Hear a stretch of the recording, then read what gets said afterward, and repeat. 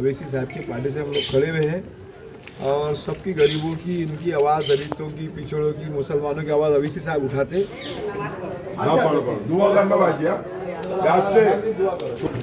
पतंग नहीं चाहिए जम्मू से भी बात अकोला महानगरपालिकेची रणधुमाळी आता सुरू झाली आहे आणि उमेदवार थेट आता मैदानात आहेत आणि प्रचाराची धामधूम सुरू आहे।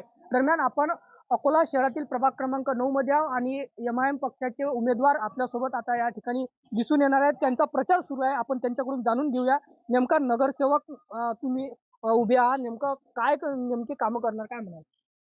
आता सध्या या प्रभागाची जी हालत आहे एकदम गंभीर आहे, कारण की 4 लोक मागच्या वेळेस निवडून आले होते, त्याच्यामध्ये मी एक निवडून आलो होतो आणि बाकीचे 3 आहेत त्यांनी कधी या प्रभागाकडे कधी पाहिलंच नाही। ते काय करत राहते त्यांचं कोणाला काही माहीत नाही। ह्या लोकांना, त्या इथल्या लोकांना त्यांचे तोंडी कधी पाहिलेले नाही आणि त्यांना ते ओळखतही नाही। मी एकट्यानं 20-21 कोटी रुपये आणले आणि या प्रभागाची दिशा बदलण्याचं काम मी केलेलं आहे। परंतु एक जणाचा आणि 4 जणाचा लय फरक पडते। ते तिघांना आम्हाला मुस्लिम वस्त्यामध्ये काही साथ दिला नाही, दलित वस्त्यामध्ये काही साथ दिला नाही। म्हणून आता आम्ही प्रयत्न करून आलो की आमचा जे हे 4 चौघांचा पैनल आला की आम्ही लोकांची खूप खूप सेवा करू आणि उरले सुरलेले जे काम आहे ते आम्ही पूर्ण करू आणि स्वच्छतेवर आम्ही लक्ष ठेवू आणि आरोग्यावर आणि शिक्षेवर हे आमचा प्रथम प्रयत्न राहील। दरम्यान आपल्यासोबत आणखीन उमेदवार आहेत, तुमचं नाव काय आणि काय सांगाल? नजर अली। क्या बोलेंगे आप, क्या कैसे ले रहे हैं, क्या मसला लेके? ये कि काम करने के वास्ते, हम्म, समाज के अंदर काम करने के वास्ते हमारा पक्ष है हम्म, इस करके। दरम्यान आपल्यासोबत आणखीन उमेदवार आहेत, सौरभ खंडारे सर। काय म्हणाल दादा, नेमकं काय प्रश्न घेऊन तुम्ही त्यांच्या समोर जाता? पहिली गोष्ट तर मले एम पक्षानं जे उमेदवारी दिली त्याच्याबद्दल मी त्यांचं म्हणजे अभिनंदन म्हणजे हे मनापासून अभिनंदन करतो। आणि एका छोट्याशा वार्डमधून मला आज उमेदवारी दिली, जे आजपर्यंत कोणत्याच पक्षाने नाही दिली। इथं बलाढ्य नगरसेवक उभे राहिले जे आतापर्यंत प्रस्थापित आहेत, पण आता एमआयएमच्या माध्यमातून जे दबेल, जे एससी कास्टमधून येतात, एसटी कास्टमधून येतात, या लोकांना जे चान्स भेटू राहिला, हे आमच्यासाठी म्हणजे एक अभिनंदनाची गोष्ट आहे। म्हणून आम्ही आज यासाठी उभं राहिलो की दलित वस्तीचा जो काम आहे, जे नाल्या आहात अजून लय म्हणजे गलितच्या वस्त्या म्हणून आम्ही पडित वार्ड म्हणून ठेवले जातात।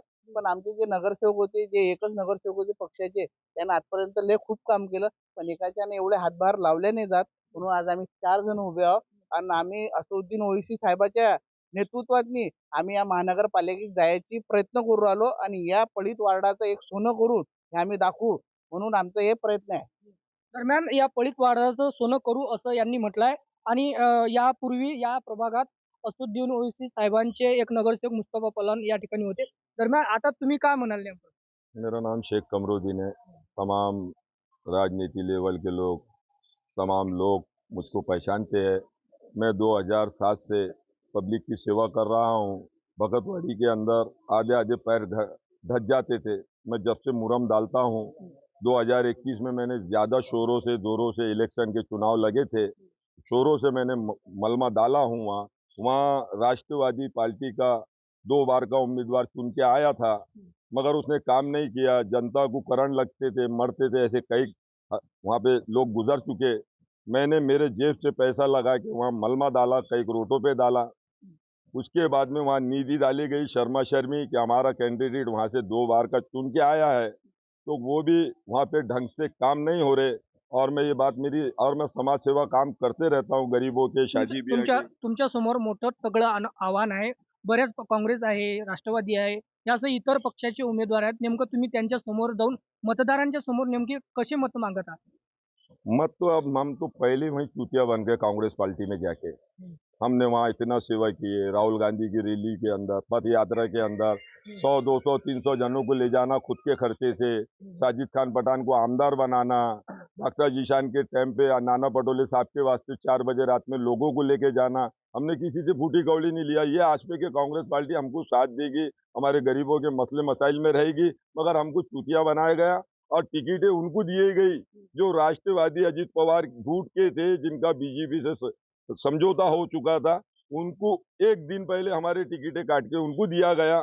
और आगे आप मत सवाल पूछो, मैं बोलता हूँ कि हमारे अवैसी साहब कल 4 जनवरी को आ रहे हैं। शाम में 7 बजे से 11 बजे तक सभा रहेगी। सभी तमाम लोग, सभी जाति के लोग वहाँ आए, हमारे किसी से भेदभाव नहीं है, इतना बोल के जय हिंद। दरम्यान असुद्दीन ओवैसी साहेब उद्या अकोल्यामध्ये येत आहेत आणि त्यांची जाहीर सभा सुद्धा अकोल्यात पार पडणार आहे. दरम्यान आज रोजी एमआयएम पक्षाचे हे चारही उमेदवार आपल्या मतदारांना आपलं काय नेमकं मी करणार आहे हे सांगत आहेत आणि येणाऱ्या निवडणुकीमध्ये आम्हाला निवडून द्या असं या उमेदवारांकडून आता मतदारांना एक आवाहन केलं जात आहे. नेमके आता या आव्हानानंतर मतदार नेमकं कोणाला मतदान करते आणि कोण निवडून येतो हे सुद्धा काही दिवसातच समजणार आहे. योगेश सिरसार, एनडीटीव्ही मराठी, अकोला.